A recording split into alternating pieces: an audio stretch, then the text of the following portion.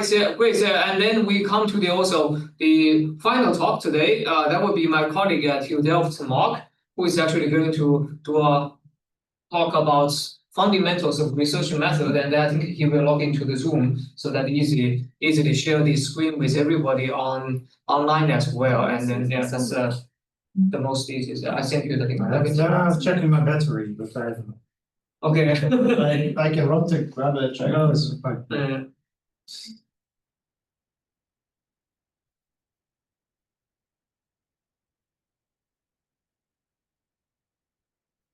Okay, I think just go in. I probably need to get meet you over there.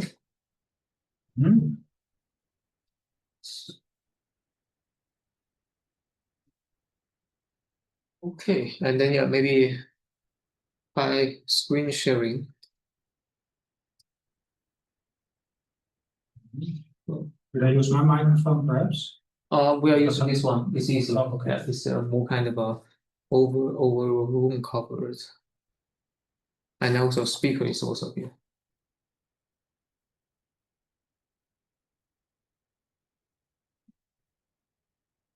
Okay, maybe Mark is also good for you to introduce yourself briefly before. I think many people knows you, but still we have many new fresh fellows. There are some people here, but not. Yeah, not every. Yeah. Okay. Yeah, thanks, Aaron, for the opportunity to give a brief lecture on research design. Maybe the favorite topic at the end of the afternoon. I don't know. I will have a difficult question also for the PhDs, but also for the seniors. Always difficult. So we'll start with that soon. My background is that I'm a professor here in the same group as Aaron. I work on the topic of digital platforms. I always have this slide. What is a platform? It's something that you can build upon. So that's what the picture illustrates.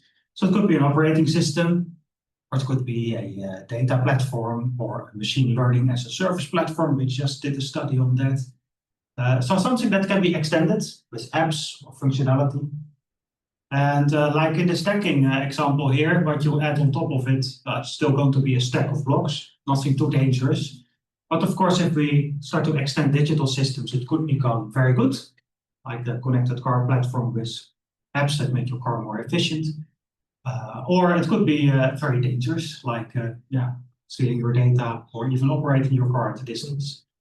So I'm interested in these tensions between opening up these platforms. We need it for innovation, and keeping control, we also need it to protect. And also in the business models behind it, which should be a bit better than the current business models we know from the big tech. Okay, that's very short about me. Now, I would like you to take 1 minute to write down your research question of your PhD. Or if you're a senior scholar, your research line, your latest paper. And type it in the chat, please, so we can all see it. Okay, yeah, so this is going to be an interactive session. So I hope everybody here just be active and drop a line in the chat so we can just play a bit. So it's just one question, one sentence, not your whole abstract. One question.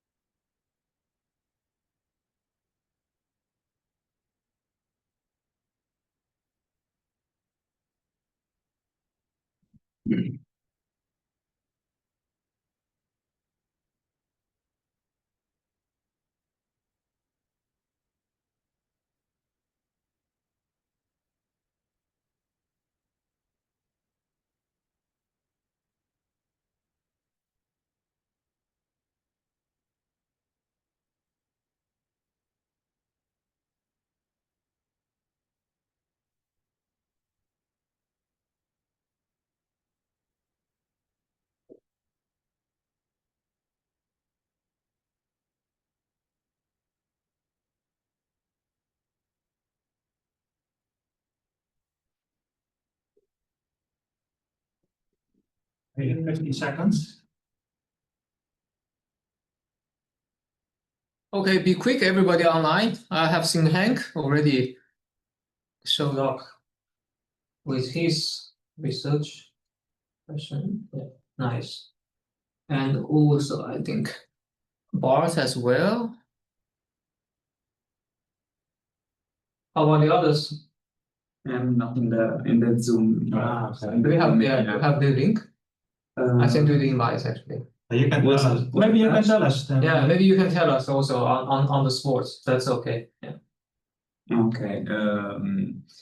How to optimize the inference of AI models in the edge environments. Okay. Good. You press enter, then we can see it. Nice. Yeah, they are very perfect. So maybe you've written down the question for yourself. You didn't want to share it. It's also fine. Yeah. But we can use it now. So now let's see if you scored all the points. Is your question aimed at creating knowledge? So sometimes we ask research questions, especially my master students do that. They ask a question about how to improve society or how to make money. They also want, or how to solve the global warming, but those are more the relevance types. So that's really aimed at creating knowledge. So I think one criterion for a research question should aim at creating knowledge.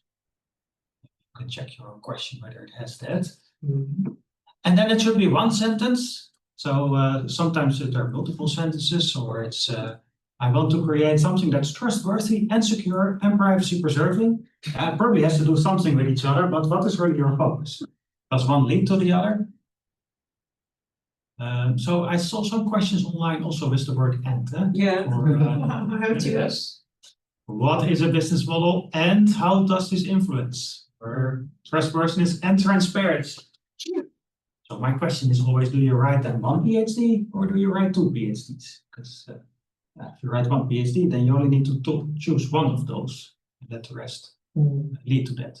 Maybe for Marcella's case, I guess she can have two PhD students. So in that sense, that makes sense. So, Yeah. I can have 4. There's another end. For professors, it applies differently. Professors need vague questions and a lot of adjectives. This is a different discussion.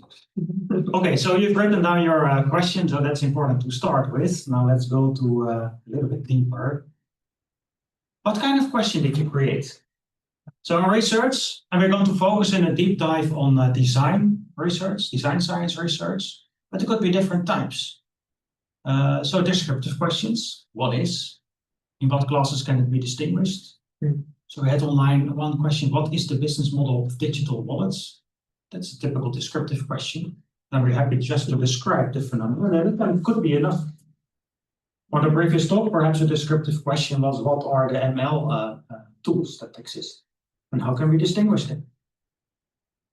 Or exploratory, why does it happen? How can it be explained?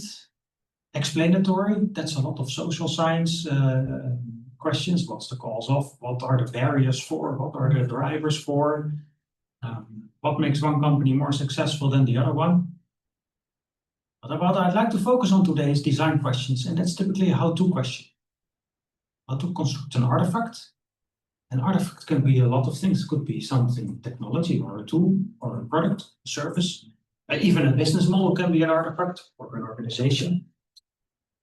Or how do I achieve a certain objective, so performance or change, something. So that's, the chat is a bit small, but... Yeah, let's see. Maybe I can make it bigger. I think we see a lot of design questions, not so surprising perhaps, because this is quite an engineering-oriented group. My students are often also oriented at business. Yeah. So how can we bridge trustworthiness and transparency in cross-organizational data sharing? Yeah, that's a design question. How heart disease linked to dementia and LD, and how can it be detected using? Yeah. So especially that second how question, that is really a design question. First one is how question. But it's not about design. It's about describing or linking, explaining the link between the two topics. Okay, so design questions are like this. Of course, I need learning goals. So the lecture is about what is scientific research, and especially design research. What makes it scientific? And we sometimes have these discussions, even at the go, no go session, or even at the defense. What you did, is that really scientific, or is it more like, solving problems like they would do in industry? Should we give everybody in industry a doctor's degree too? Sometimes. And describe the fundamental steps in this design research method. So if you're on board with that, what is research? What is science? When is it scientific? Can somebody give an answer? Maybe some we need to first study the literature, right? Understand our state of the art, and then starting from that point, trying to fill the gaps or improve certain design that already exists. And then it becomes a research when you actually found the gaps and propose, well, maybe proposing not even the research part is more the design part, but find the gaps would be the research part. So it's research if it builds on something in the literature, if it extends it, or solves a gap. Yeah. Sometimes in the information system field where I come from, we say it should be part of a cumulative story, so it should build on something in order to be scientific. Other answers? What is science? When is it science? What about actually this kind of groundbreaking theory stuff, which is not directly maybe built on the incremental existing? For example, you have a relativity, but then you also have a kind of different theory line, which is actually not directly, connecting or built on top of the existing theory. Yeah, then this is that's also research, but it's maybe a different type of.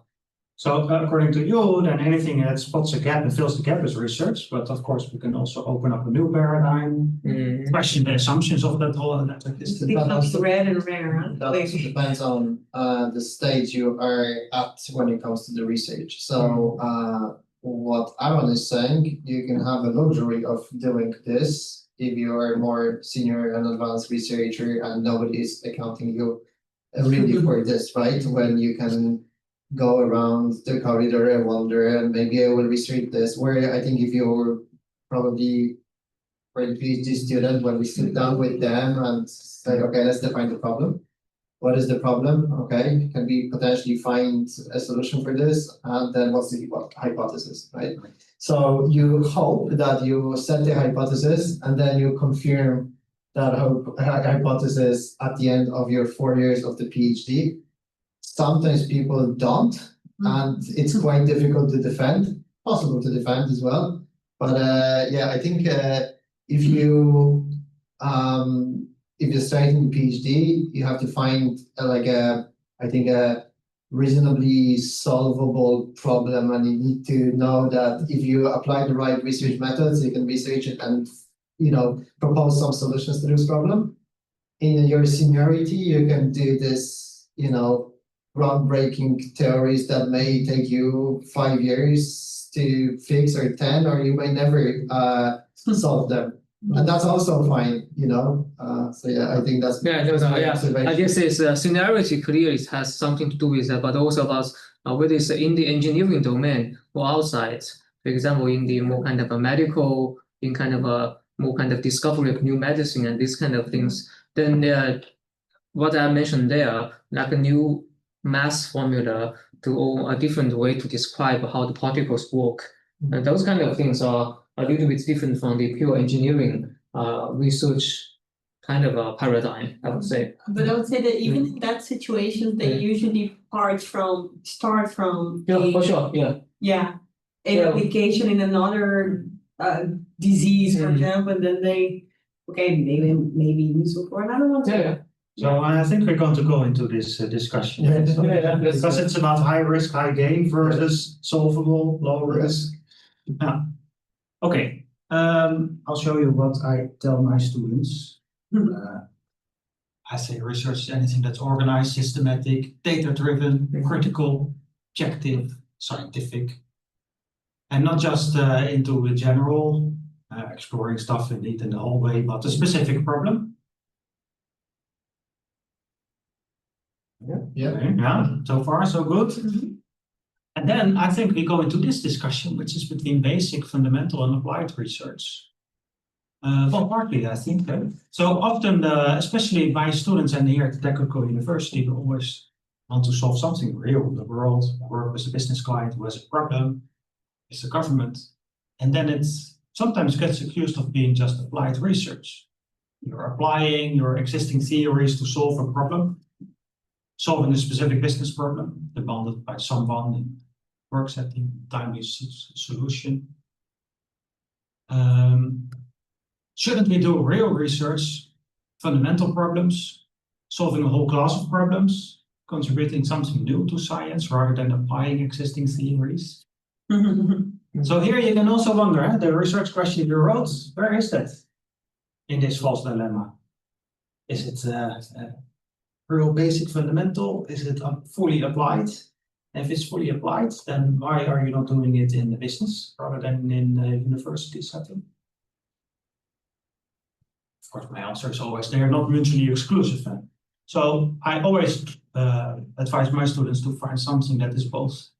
So it should be something real, something applied, but there should also be some lessons learned from it. That could be in the solution that you create. Maybe there are fundamentally new ideas in your solution. Or it could be that you're solving a new type of problem that has never been seen in this light as a problem. But they're not mutually exclusive. Then we go to design research. So we already had examples of design-oriented research questions. How to facilitate data sharing in supply chains to boost circularity. So typically how-to questions with a certain goal to boost circularity, for inclusivity, equity, safe, explainable, trustworthy. And something that you design, something that you can tweak. The way of data sharing. I don't know, pretty high level these things, data-driven systems. These are, by the way, the typical topics we have in our group that Aaron and Marcella are in. Then design science research, in my discipline, in information systems, became a real big thing in the last 20 years. And before that, they said, yeah, it's not really science. So it started to gain some legitimacy at this time. So what are typical steps? Identifying a problem, defining the objectives for a solution, designing, demonstrating the artifacts that you design, evaluating it against those objectives, and communicating. So there are many variations on this design science cycle. But typically a PhD that follows this method would perhaps first publish a paper about identifying the problem. It doesn't even have to be called a design science paper, it would still be a case study or interviews, exploration. Can I ask you about this strategy for your first step in the university? So you have a student, new PhD, day one, is coming in or she's coming in. Yeah. What do? Do you present them with, here are 3 problems that I'm interested in, or you have a month come back to me with an interesting research problem? To what degree do you point them into a certain direction? I understand that if they're coming into a professor that's in cybersecurity, it has to be something about cybersecurity, right? They can't just do anything whatever they want because they need an expert to lead them. Yeah. But what are the first few days? Because we do it, we have a certain way of doing this in the UCD, but I mean, so in this picture, there's actually the arrows are missing on the bottom side, but that says you there tells you there are 4 access points in this cycle. So indeed, a naive vision would be start with the problem. They spend 6 months on that and then try to find objectives and an artifact. But of course, you're right. Often we start with the artifact. We already have an idea. It should be something with attribute-based access control or digital product passwords or a distributed architecture. So often we already have an idea of the artifact and then we have to raise it back. What is actually the problem it solves?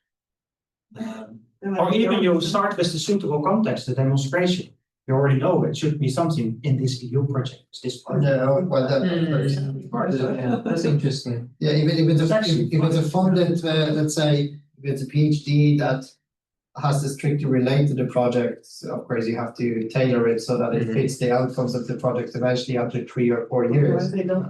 Sometimes you have a luxury where there is like a funding for PhDs that are coming in. They fresh, they like a clean piece of paper that you can do whatever you want with them. And that interests. I remember back in the days, maybe like 12 or 14 years ago, it's exactly what happened to me. The professor, he drew 3 ideas, quite distant actually from each other. One was in software-defined networks, another one was with data centers, and one was more to do with optical networking that I had. No, I dropped that already. I said I know optics is light and that's it. I don't know anything else about this, so I'm left with data centers and software-defined networks. Back then, SDN was a new thing. There were a lot of uncertain things, problems happening. I knew it's going to be a big thing eventually, so I picked that one. The data center is also, I thought that requires a bit more industry knowledge that I didn't have at the time. So I was left with, gate number 1, gate number 2, gate number 3, pick one and hope there's no, gold behind it. So that with PhD student, what Malasanka is doing is more like project specific, or is something that we really wanted to do that we never had time to do or expertise to do. For example, the energy, right? We now getting into energy. We have some PhD students because the projects need it, and it would be nice to have that person in the group. And then thirdly, it's something we really wanted to do, but we never had time for this. So let's train 2 or 3 people in that space. But every university, I think, is different. Or maybe not even university. It's at the professor level, when you have the PhDs, it's at your own discretion what you want to do and how you want to shape this research. It's interesting to learn. But it's good that they come up to the same agreements that you have in your mind, right? When you started, do you agree that this is do they have an option? Do they have an option not to agree? Yeah, I know, of course. They need to be at least interested in the topic. Yeah. Ideally, Like the optic case. I guess. The optic case, at least you can rule out. Maybe Mark, Perhaps I should. continue. This is also the introduction and not yet the deep dive. So just if there was a lot of visual, you might take a few. What happened? Okay. No, it's What happens? We see it on my screen. Okay, it is.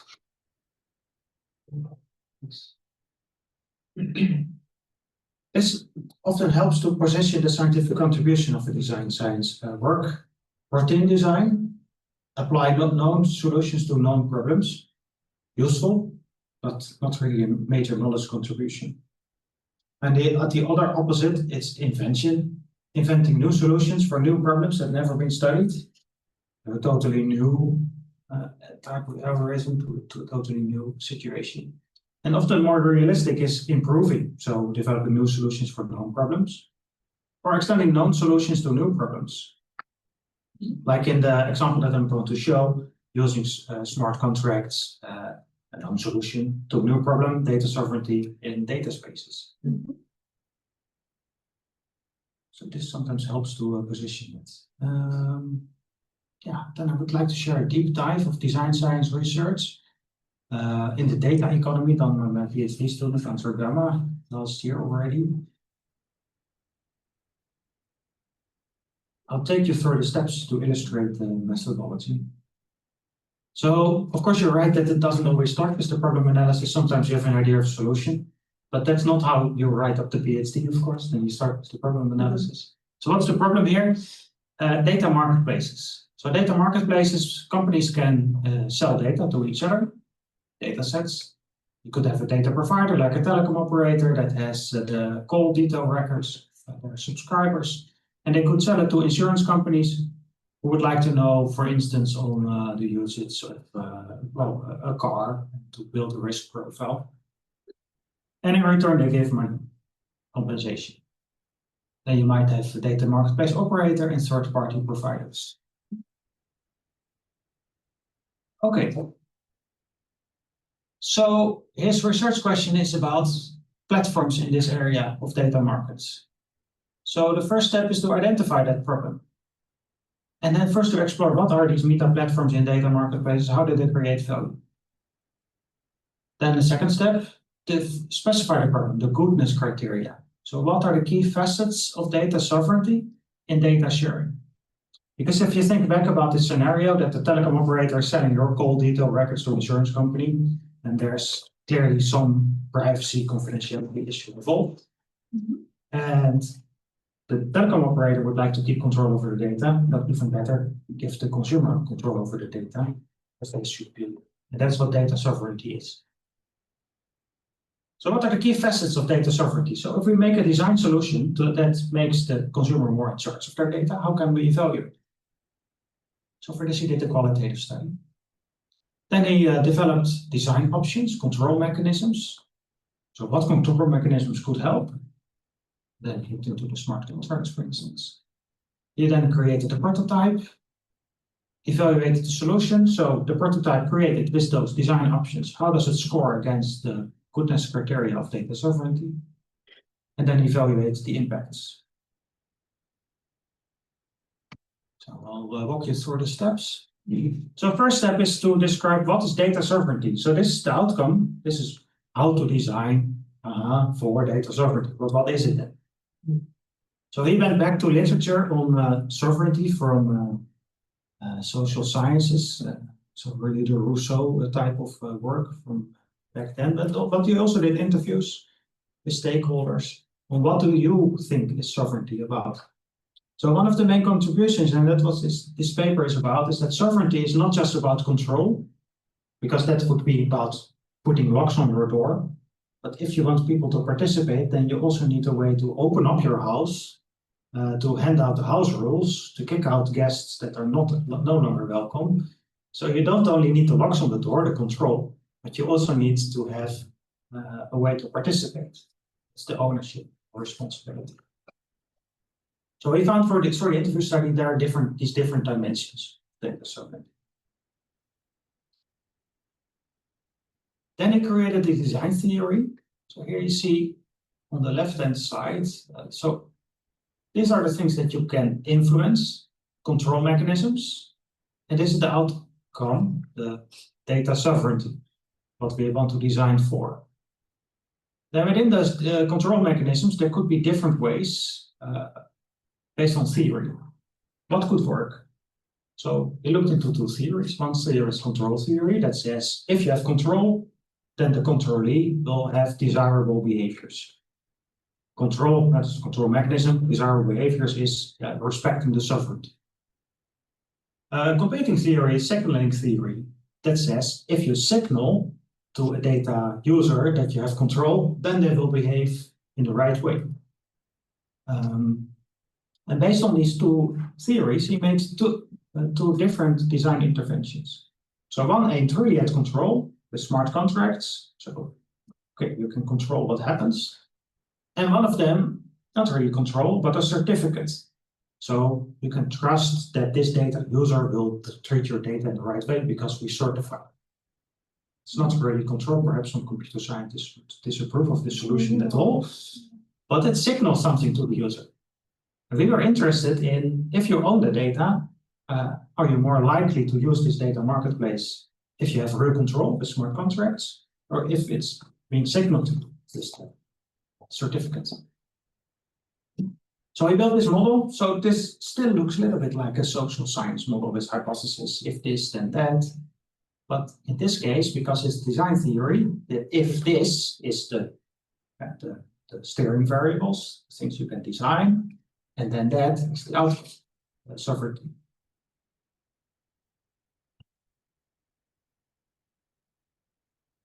So then based on this theory, he created hypothesis.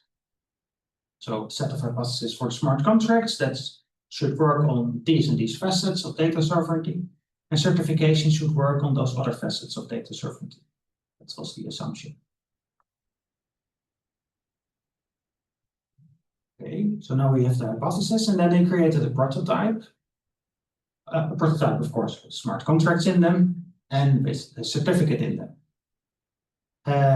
But he made 4 versions, as you can imagine. One with both of them, one with none of them, and one with only one, and one with only the other. And by systematically, randomly assigning people to those different prototypes, then you can evaluate how do they look at sovereignty in the end. Especially those different facets. So this is what the quantitative experiment then looks like. So we recruited a couple of hundreds of participants online from a panel. They were subjected to the prototype. And then they had to fill out questions about, do you feel in control of your data? I feel that the other party will act responsibly. I feel that this data is being handled securely. Those types of survey questions. Mm-hmm. And then we could see which dimensions contribute to the construct and what in the end leads to the outcome. So this is a quick overview of something very detailed. Of course, many studies are in this. But what I wanted to demonstrate is the link between the theories and the actual hypotheses that are being tested. So we have different theories on why these interventions might work. And I think that's what makes it scientific. A theory to justify this relationship. And hereby he could show that data sovereignty is more than just control. It's also these other dimensions. And that different interventions lead to different aspects of the sovereignty.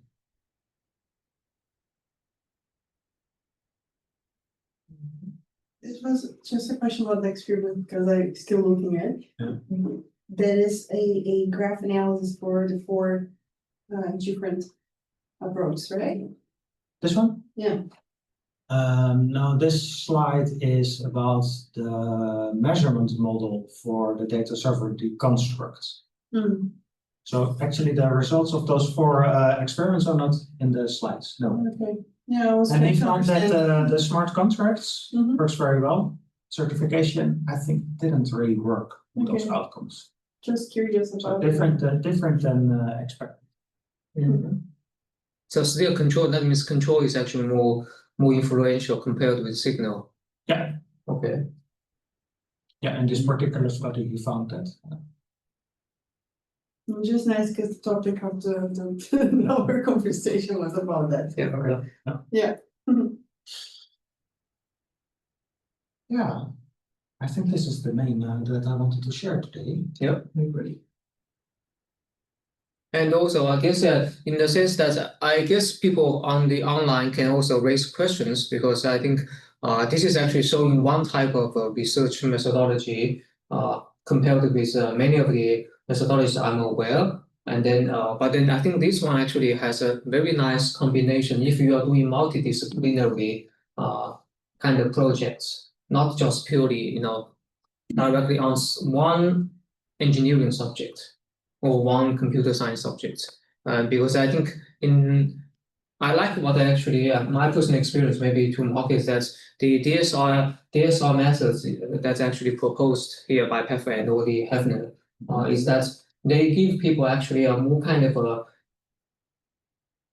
extended view beyond just kind of the technical excellence that you want to achieve, and also the results of kind of people. We also actually look for outside factors to actually improve the kind of design logic, not just actually using the same KPI all the time, like flops, memory, and CPU, and this kind of and that actually opens people actually to look at other factors, so societal factors, and also maybe non-functional factors to judge whether your design is actually really somehow solving the requirements.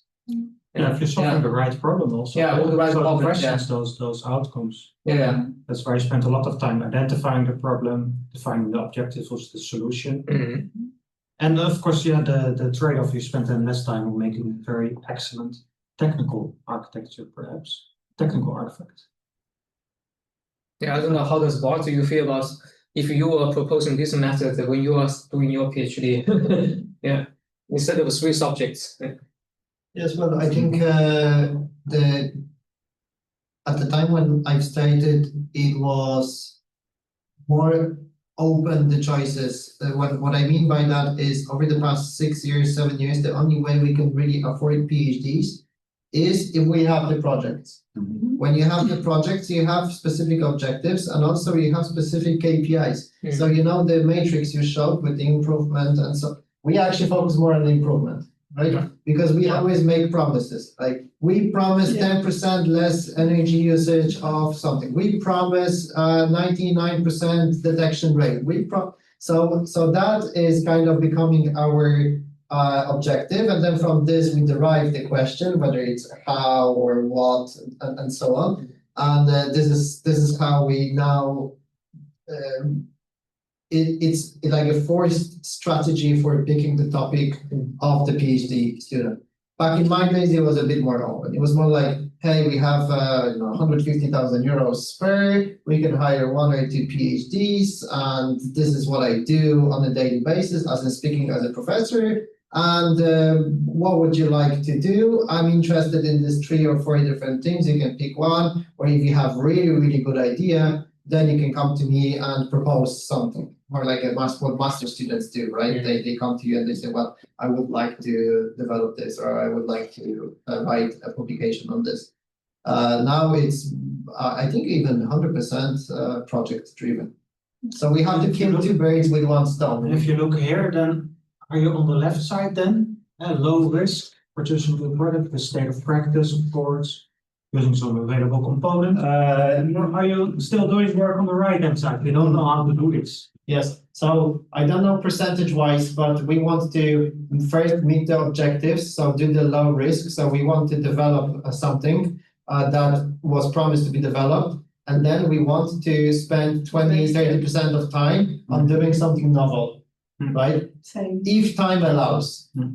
So, and there's actually one factor that we look at, and it's the publications. So we have an unofficial, probably you do as well, but we have an unofficial minimum for publications for the PhD. It's unofficial because it's a recommendation by the school, but technically speaking, it's not a university-wide. So that recommendation is 1 national paper, 1 international paper, and 1 international journal in a reputable journal, right? It doesn't have to be like A-star conference, but that.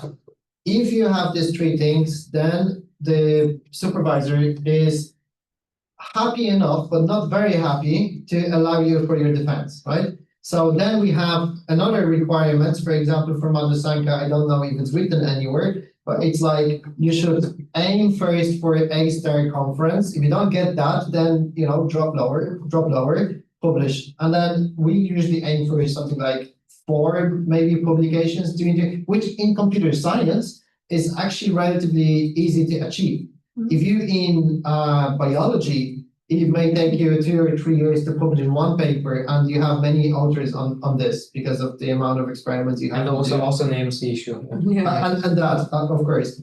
And then if you want to aim for an A-star conference, which is something like Nature, then, well, that's also very difficult. So what I'm saying about this is when we meet these minimum requirements, then we start to have some more free time to do something more experimental that is a little bit outside, which is the novelty on the right-hand side. So unfortunately, I don't know if we are the only university, probably not, but we start to operate like a company where we have clear objectives that we have to meet. And it's the project and it's the publications, and then we can actually do the pure research.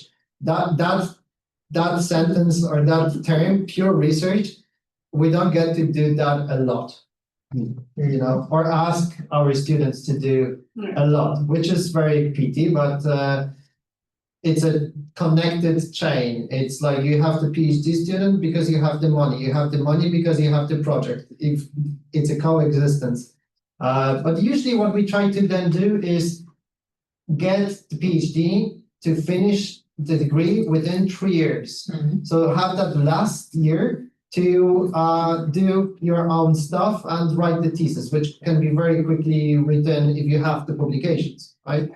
I mean, a 6-page double column in our university format is something like 20 pages of the thesis. So that's what we push towards. Finish within the 3 years and use the 4th year for novel research. That's the strategy we follow, which is more like on the left for the first 3 years we follow, and then we do what's on the right. Interesting. But that's actually probably also very up-to-date view on some of the universities' practice for doing this research. Even though I think Yeah, although in my, I'm more on the information systems, information sciences field, and there I cannot publish things on the left. Even if I would do it on the left, I would still have to frame it as if it's on the right. Of course, if you want I need to, to problematize, show that this is a problem that hasn't been seen in this light. yeah, There's a related research screen that tried to do it, but it doesn't really. of course, if you want, Only if it questions the fundamental assumptions of what we do, then we can publish it. yes, if you want to publish in reputable high-rank conferences, the idea and what you publish needs to be ambitious, and that can be done with the left. It has to be done with the right. with the right, yeah, exactly. Yeah. So in that sense, this is actually now it's a very challenging kind of how to merge those two in a way that fits the project. That should be indeed. You should have to take care of the PhD that they can actually produce something that is doable. Yeah, so the balance it needs. But always phrasing with the right side. In any case, even if it's a pure engineering question, yeah, you need to show that you're actually filling the gap. Otherwise, it's not research. Yeah, but I think it's a good idea to aim high early stage, because you never know. Just like in this ENSURE-6G project, we just got the best paper award, and it's new PhD student, and it's his first paper, right? And we've got the best paper award. We were able to acknowledge this, and sometimes you know one of the 10 times you aim for A star the first time you get it, and then you're pretty much. It's not that you cannot do anything for the next 3 or 4 years. You still have to work. But if you have like the best paper award, if you have A star conference, then it's just more relaxed for the student at least, and I guess maybe the professor because he's responsible. Indeed. But yeah, also maybe just to finally wrap up the whole day. So Mark, I mean, for the junior fellows in the room and also online, do we have any kind of takeaways that you want to summarize to give them, or any interesting points? Yeah, so look again at your research question, and that should be the task anyway of a PhD, to look at your research question from time to time and see if it can be improved based on what we discussed. And reflect on the contribution that you make. Is this solving a problem in an incremental way? What's the fundamental contribution that it might have? Could you, if you make a solution, if you make an engineering product, could it be transferred to other contexts, to other problem areas? Yeah. Why not? Or the other way around, why can existing solutions not be simply transferred to your problem area? What is so specific about it that requires a new solution? So iterating between those, between solution area, problem area, and then positioning, finding your identity as a researcher in contribution. Okay, thanks a lot. Yeah, this is a very nice. I think we had a very interesting session in the afternoon.